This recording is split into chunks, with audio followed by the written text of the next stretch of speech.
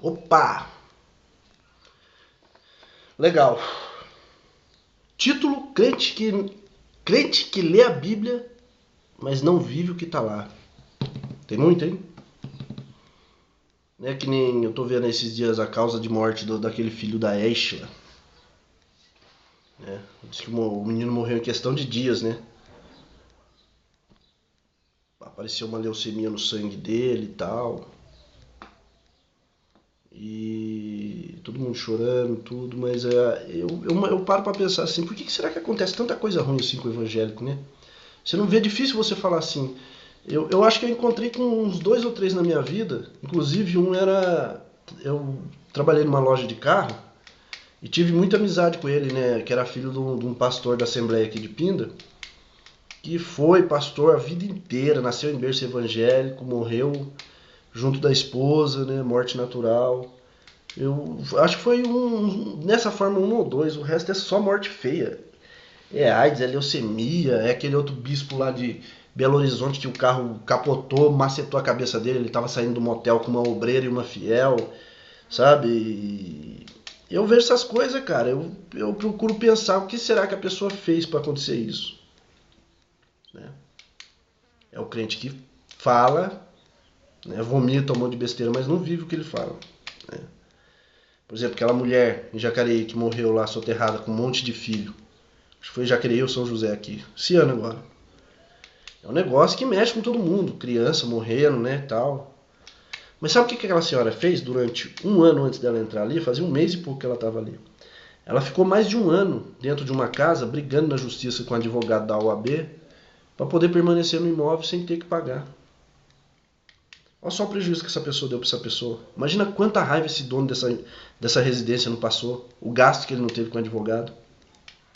Não era mais fácil ela, como evangélica, falar: oh, moço, eu não tenho, eu tô sem. Meus filhos tá aí e tal, eu vou arrumar um serviço, vou correr atrás. Quer dizer, não fez isso, desculpa o que eu vou falar agora, mas foi de má fé. Porque na hora que a justiça falou, você tem que sair hoje, agora, ela arrumou uma casa que foi aquela e foi lá morar. Se ela tivesse feito, da primeira vez que viu que não ia ter o dinheiro para pagar, falado: ó, oh, eu não vou ter dinheiro para te pagar o aluguel esse mês, tô desempregada, tô com um monte de problema, eu vou sair da sua casa, vou entregar a sua casa, mas esse mês de aluguel eu vou te pagar assim que eu arrumar um serviço. Eu duvido, meu amigo, que aquele barranco tivesse caído em cima daquela casa e tivesse sido destruído. Porque aquela casa estava fechada há anos. Era de uma moça e o pessoal tinha pedido por causa de risco do barranco cair e tal, mas não tinha outro lugar para ela ir. E ela acabou indo para lá porque a justiça na época determinou que ela tinha que sair da casa de qualquer forma. Já tinha se passado um ano e a justiça estava brigando porque tinha criança na casa envolvida e tal, mas a justiça deu favorável ao cara. Se ela tivesse evitado todo esse transtorno, todo esse problema do cara passar essa raiva, gastar esse dinheiro todo com o advogado para tirar ela de dentro de uma coisa que era dele, meu amigo, Deus nunca ia permitir aquele barranco cair em cima da casa dela. Ah, Marcos, você tá falando besteira, é uma coisa que tinha que acontecer. Quem se lembra do episódio? Todo mundo já viu essa história, já viu na internet, da menina que estava saindo pra balada e que Deus falou pra. Tava saindo pra balada e a mãe dela chegou e falou pra ela assim: cuidado, hein? Vê se não bebe e vai com Deus. O que a filha dela respondeu? Só se for no porta-mala, porque aqui dentro não cabe mais ninguém. Meia hora depois a mulher recebe uma ligação, o carro tinha batido num poste, tinha morrido todo mundo. Aí as famílias foram lá e tal. Na hora que o bombeiro abriu o porta-mala, tinha uma caixa de ovo, uma bandeja de ovo, intacta. O carro capotou, bateu no poste, se arregaçou inteiro, matou todo mundo. E a caixa de ovo estava intacta. Foi para mostrar para os que ficaram e ouviram o testemunho dessa mãe que Deus estava no porta-mala. Ele foi no porta-mala. Se ela não tivesse sido arrogante e falado: não, muito obrigado, né? Vai com Deus, minha filha, amém, mãe, e fosse para a festa dela, mesmo que houvesse um acidente, Deus ia preservar ela, né? Mas não, ela foi arrogante. Só se ele for no porta-mala, que o carro tá lotado. E ele foi no porta-mala e mostrou que quem tá com ele não precisa temer nada. Mas você que é crente safado e vagabundo, tipo esse daí da Assembleia que tá aí, ó, cercando a beira do riozinho aí, ó, do córrego do Araretama, pra fazer horta, fazer sei lá o que é que ele vai fazer, é errado, é área verde. Ele sabe. Então se é errado, não se pode fazer, né? Deus uma hora cobra, né? Tem um cara aqui em Pinda, no Vila Rica ali, o cara deve ter hoje uns 200 carnês de IPTU. Ele já falou pra mim, meu, pode chegar qualquer um aqui, que ele não aluga por imobiliário, ele mesmo aluga, recebe. Pode chegar um mendigo, um pé rapado, um noia. Eu dou um voto de confiança e alugo a casa pro cara. Mas eu não alugo pra um pastor. O cara chegar aqui e falar que é crente, ele tá fudido, vai morar no meio da rua que eu não alugo nada pra ele. Por quê? Também teve esse problema. Alugou a casa pra um pastor aí de uma igreja, o cara ficou mais de ano, pagou o primeiro mês pra entrar, ficou mais de ano sem pagar aluguel, sem pagar água, luz, certo? Briga na justiça e ele só saiu, não deu nem tempo da justiça expulsar, que ele só saiu de lá porque de tanto a Sabesp ir lá e lacrar o negócio, e ele ia lá e tirava o lacre, botava água para rodar, aí ficava uns 2, 3 meses, a Sabesp veio de novo, fez isso, a Sabesp veio e arrancou o cano, né? Ele foi e emendou, né? Que eles tiram um relógio, né? Aí colocam um negócio. Ele foi e emendou o cano lá, por conta dele. A água continuou rodando. A Sabesp fez o quê? Foi lá, cavou um buraco na rua, arrancou o cano. A luz é a mesma coisa. Os caras iam lá, lacravam, ele ia lá e deslacrava, lacrava, ia lá e deslacrava. Cortaram o fio no poste, ele ia lá e emendava. Chegou uma hora que a Bandeirantes fez o quê? Foi lá e arrancou o relógio. Aí sem água e sem luz ele teve que sair fora. Pastor. Ficou devendo. O aluguel era 700 pau na época. Ficou devendo 11 meses de aluguel, 12 meses de água e luz, que quando ele foi ligar, o dono dessa casa, ele pagou 3 mil para cada empresa. 3 mil para o Sabesp de multa e mais 3 mil para Bandeirantes. Para religar, colocar o quadro de luz e arrumar toda a água para ele poder alugar.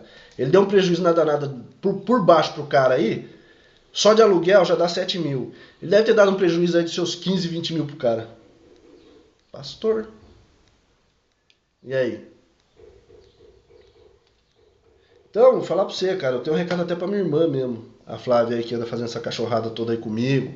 Apoiando a minha irmã. A outra que trabalha na prefeitura, que nem eu falei. Ela tem dislexia cerebral. Ela deve ter um, sei lá, fezes dentro da cabeça no lugar do cérebro, é doente, é revoltada com a vida, sozinha, largada, não tem namorado, não tem amigo, não tem nada, é uma pessoa amarga com a vida, então eu já nem levo em consideração o que ela faz. Pra mim é uma pessoa totalmente, né?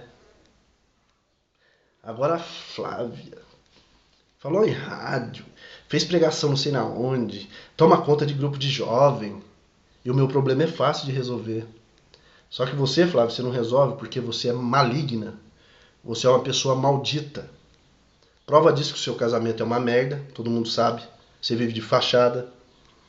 Quantas vezes o seu filho não sofreu desmaio do nada dentro de casa, quase morrendo? Não pode pôr a mão na moto, num carro que bate. São avisos, Flávio, né? Que nem esse fato que aconteceu, esse fato horroroso. Você sabe disso, né? O cara foi lá, bêbado, atropelou a criança. Aí o que que acontece? As pessoas falam que o cara que bebe ele fica possuído por um demônio, né? Por um espírito, sei nada. Principalmente os crentes têm esse hábito de falar. Então, digamos, suponhamos, né? Que ele não é demônio, não é sem vergonha esse mesmo cara que pega um carro e atropela as pessoas. Mas digamos que seja esse fato, né?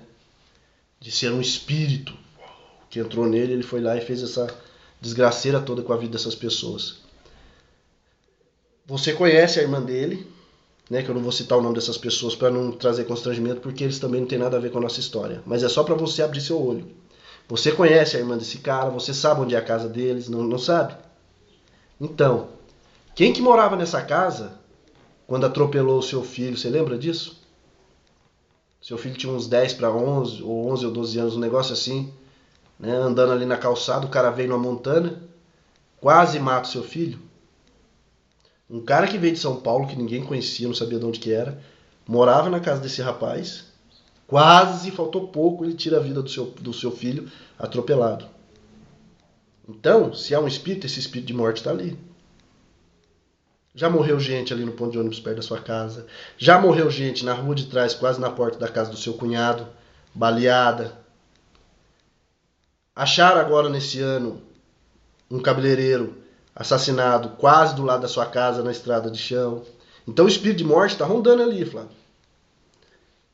Uma hora, Deus o livre e guarde, eu não quero porque eu vou sofrer com isso também, porque querendo ou não são meus sobrinhos, mas pode se abater uma desgraça muito grande na sua vida, na sua família, por causa de você ser teimosa, de você ser desobediente. Certo? Porque você foi criada, o nosso pai não estava junto. Mas você sabe que a educação que ele deu pra gente, que a mãe deu pra gente, não era pra você ser assim não. A minha cunhada, a Flávia que não falei, a Márcia é doida. A Deda, o pai dela é um marginal. Todo mundo sabe que a criança desenvolve o intelecto até os 7 anos. Então a menina com 13 anos, o que ela viu do pai dela, até a hora que conheceu o nosso irmão, tanto que você sabe que o nosso irmão foi pego numa armadilha, porque o pai dela não queria que o nosso irmão se envolvesse com a filha dele, e depois que o nosso irmão virou um sargento do exército, até colchão na sala para dormir com a filha dele, ele colocou e foi aonde ele acabou engravidando a filha dele, e ele empurrou ela aqui para dentro da casa da gente, e ficou 16 anos montado nas costas do seu irmão, pegando cheque para fazer compra, pegando cheque para isso, para comprar carro. Quer dizer, o seu irmão comprou a mulher dele. E ela se serviu a esse papelão junto com o pai dela. Então dela não tem o que falar, porque o pai dela não tem caráter, e com certeza, filho de peixe, peixinho é. Infelizmente, os sobrinhos da gente, que são filhos do nosso irmão com essa moça, vão virar marginalzinho, que nem o pai dela, que nem ela, os irmãos dela, que é tudo oportunista. Que na família dela você sabe que não tem. O único cara decente que teve naquela família foi o nosso irmão. Porque o resto, o que ganha, não dá nem pra pagar o que come. Que dirá de sustentar uma família. Tanto que vivia dentro da casa do teu irmão, saqueando armário, é arroz, é feijão, uma hora precisa disso, precisa daquilo, entendeu? Porque os maridos não tinham condição, não tem condição de ter uma família e estão lá, né? Hoje em dia tá tudo enfiado numa casa só, um monte de família. Então dela não tem nem o que falar. Ela não tem caráter, foi criada por um mau caráter, com certeza não tem caráter. A sua irmã é louca. E você, que era a mais equilibrada que eu achava da turma, é sem vergonha. Então, qualquer hora, Deus vai cobrar isso de você, Flávio. Abre teu olho. Abre teu olho, porque Deus é amor, mas Ele também é justiça, viu?